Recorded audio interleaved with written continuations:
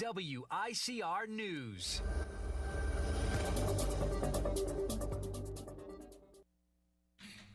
All right, y'all.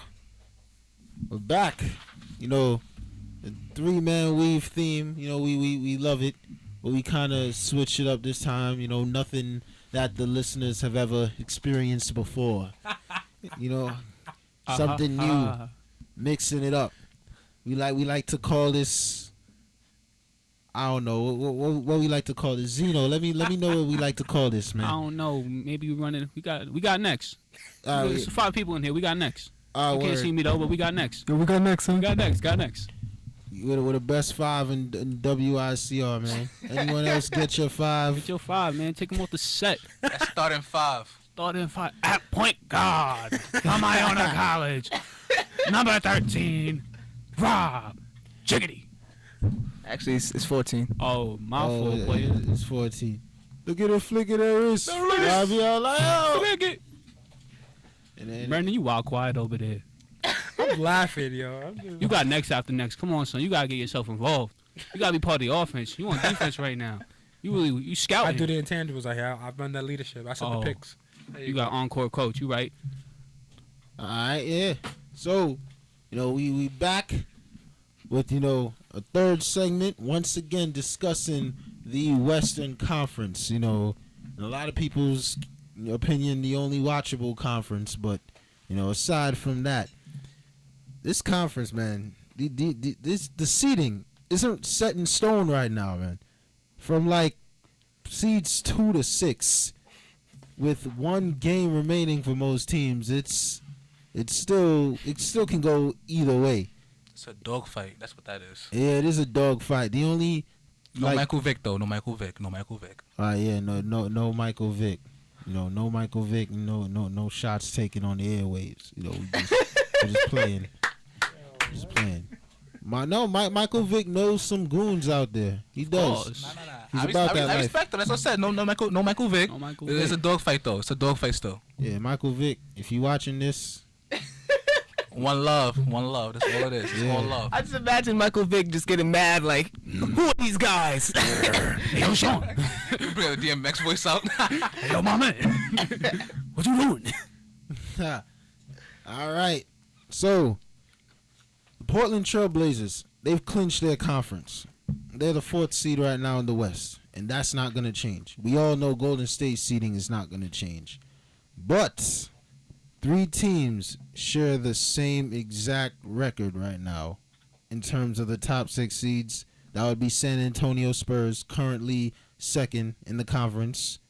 They are right behind. No, they are right before the Clippers. Clippers are right behind them. Same record, 55 wins, 26 losses. They're at 3rd. The Houston Rockets share the same record, 5th in the conference. Now, in terms of the implications, as I said before, Portland stays where they're at. The Rockets could potentially jump from the 5th seed all the way to the 2nd seed with a win and the Spurs loss. Even if the Clippers win, that's still a possibility for the Houston Rockets because of divisions. We go by divisions, I believe. Or like I'm in the league, but Yeah, top 4. Yeah, top 4 teams go by divisions. And then the Clippers now could jump to 2nd, from 3rd to 2nd, if both the Spurs and the Rockets lose their remaining games. And they win. Yeah. And now we look at these implications, guys. If the Clippers, right, move up to 2nd, they'll face Dallas in the first round, as opposed to playing who would be their first round opponent today, the Memphis Grizzlies, sitting at 6th place, who we've all known have historically given them, trouble in the playoffs. Getting into guys' heads. We all know the Zach Randolph crotch grab towards Blake Griffin and stuff. It's a cup check. It was a cup check. That's all that was. All right, yeah, that's all that was. But yeah, that wouldn't favor the Clippers. So that's still something to play for. The Spurs right now they would face Dallas. We know how that series went last year in the playoffs. I don't think the Spurs want to relive that. Although, I feel like they'll do just as good against pretty much anybody. And then we talked about the Rockets moving up. Right now, they would play Portland in a rematch. What a series that was. They move up to that second place. They're going up against Dallas.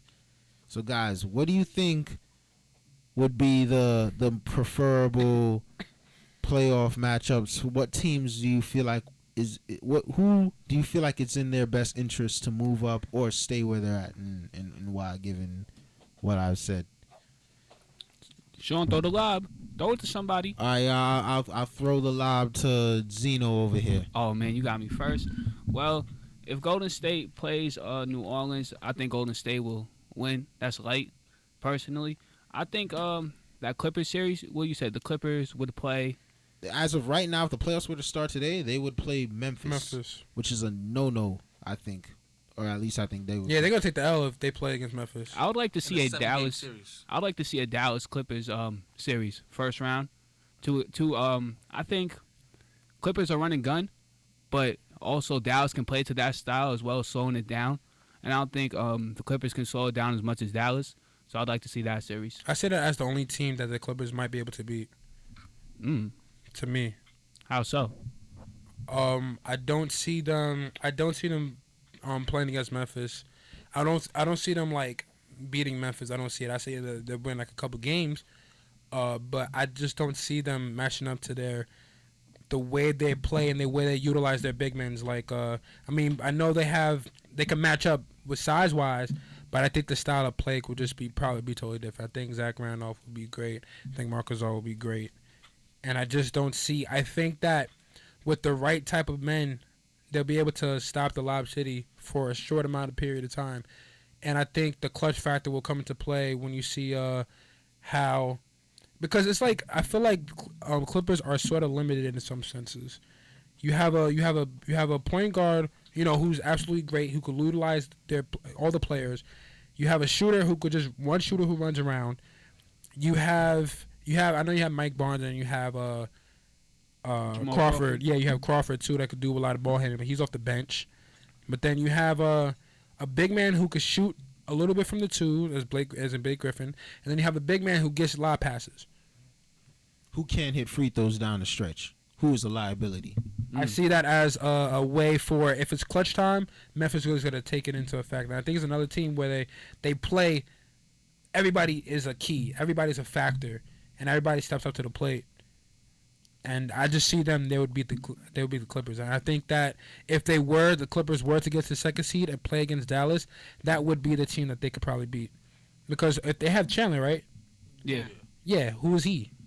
You know what I'm saying? Like, whoa. Chandler was the defensive player of the year not too long ago. That's not too long ago. But right now you have DeAndre Jordan, who's about to make a record since 19 something for a high field goal percentage, and just doing the sort of things like Tyson Chandler and DeAndre Jordan have the same game, if you think about it. It's just that DeAndre Jordan is utilized more.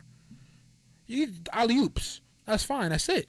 There's nothing else that's really entirely different, to be honest. And Tyson can stop that. He can stop that easy. I hope so. That would be something, but you also have to go through Blake Griffin. But Chandler Parsons will be the key factor. I forgot about him. Yeah. Chandler Parsons. I don't think Matt Barnes can stick on it, but Chandler Parsons gonna get his buckets, and Dallas has a better bench in my opinion. Mm-hmm. Oh, you think so? Then the Clippers? Yeah, I do. Let me see. Let me throw a question out there. Who is the scariest team in the playoffs coming into it? That's to anybody. All right, so you just broke it down to the West to start off. Oh yeah, to the West. Since we're on it.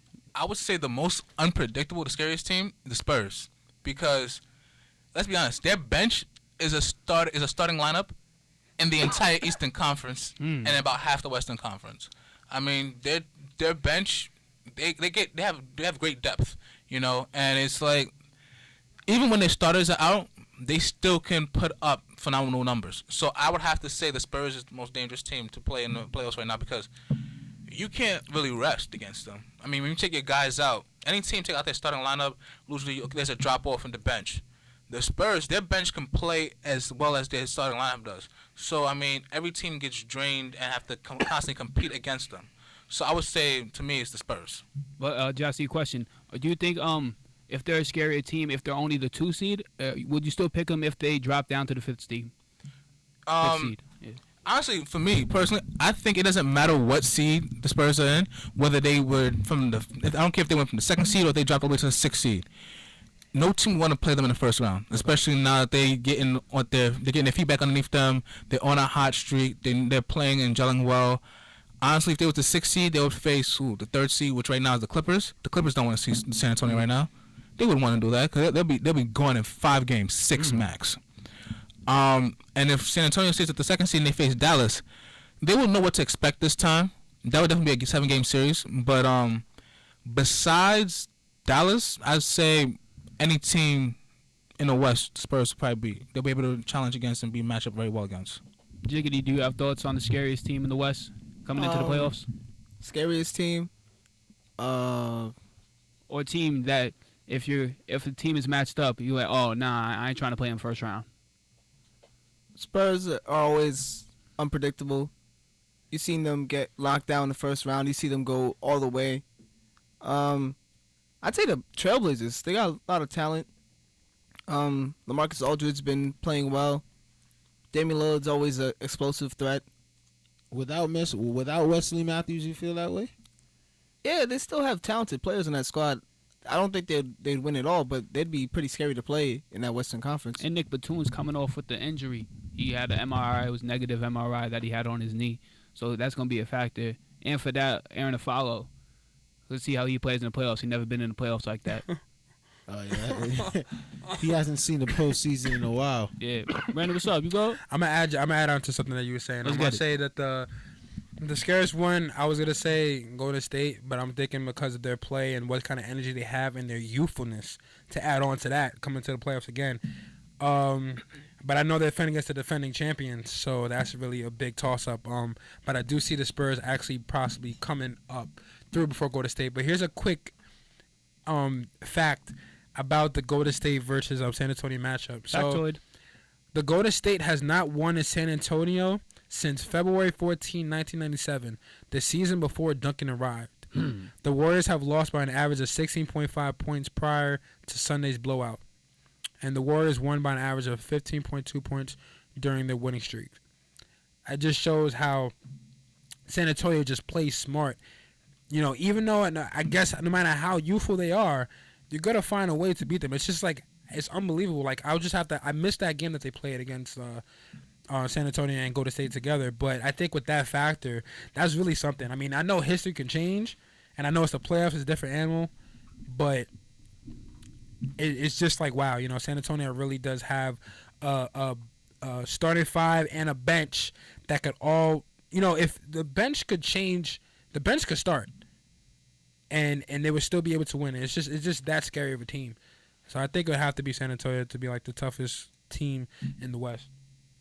Hey, yo, Sean. Yep. You hear me? Yeah, I hear you. I hear you loud and clear, man. Do you think the Houston Rockets are a threat? No. How so? Because Yeah, I don't think so. I think that Dwight Howard, okay, he handled his business in the playoffs, even though they lost last year. He handled his business in the playoffs. James Harden kind of didn't deliver. This year, you know, I feel like it's going to be a reciprocal effect. I feel like Dwight Howard, coming off of his injury, hasn't really got a chance to get back in full effect. And sure, Houston, I think anyone would say they got a much better, well-rounded team than they did last year. You know, Josh Smith coming over seeming to have found his home. However, I feel like Beverly was a big loss. If you think about it, a lot of the premier point guards in the league are Western Conference players. And having Patrick Beverly on your side to defend that player in each series is a huge asset. And now that is an asset lost.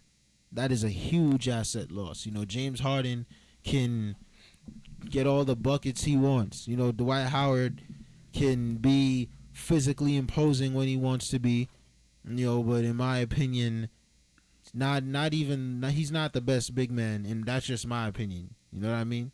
But I feel like the Beverly loss is really what's going to dictate how the Houston Rockets go. I think that's going to be the biggest factor. I think for me, what's going to be the biggest factor, well, that too, what he does for the team is outstanding. I love his game. But I think I would say for the Western Conference, it's just two of each. And I say two in each as in the big man, the size that each team has. So when you think Golden State, you say it was Lee, if he was, Maurice just doing Bates too. him too, Mo Bucket. and Bogut,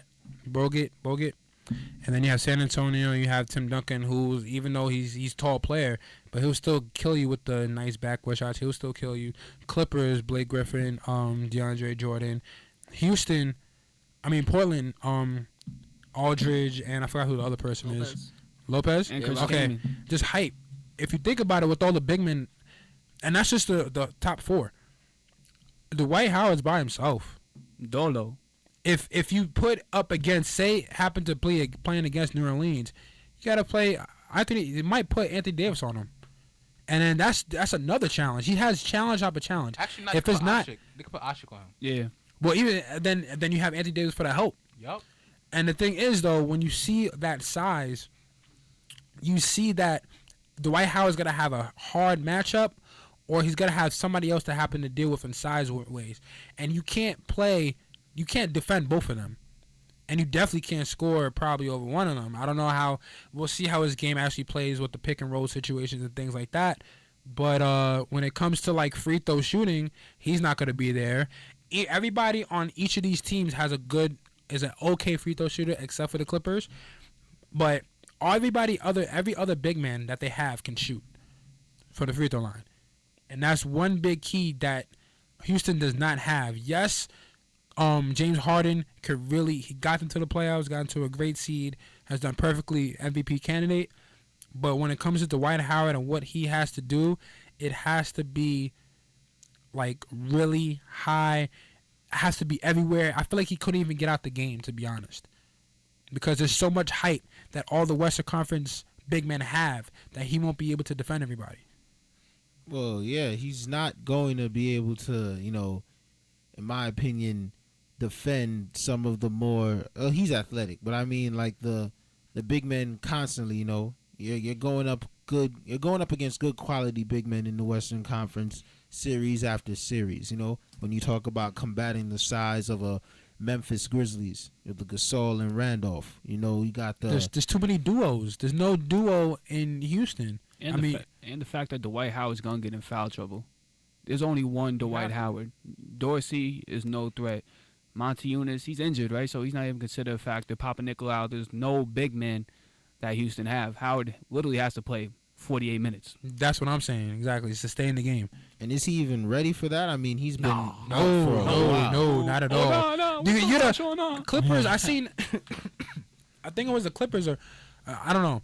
I just know that if he's in the game, what happened? Oh, I just know that if he's gonna be in the game, they're gonna foul him. If it's clutch time, they're gonna foul him. Can he shoot free throws? No. After the White. It's a good to have him for his size. It's a bad to have him in there for anything else except for like I don't it's just you're not blocks. I'm gonna give you that. He'll give you that, and you said foul trouble, but then if he gets fouled, oops, let's wait for these 2 bricks, get the rebound, get ready. Like, I don't know what to say. It's not in their favor. The pros and cons of D12. But yeah, all right, guys. I'll wrap up the segment. Oh, wrap up this segment? Wrap up the segment. All right, guys. It's about that time to close out a good segment. We had a lot of thoughts here. And to answer your question before I wrap up this segment about the most dangerous team, I would go with the Golden State Warriors. Young, vibrant, deep. So many good players coming off the bench. Sean Livingston's, Iguodala's, Barbosas. They got Brandon Rush still. They do got Brandon Rush. The fake AI. Kansas.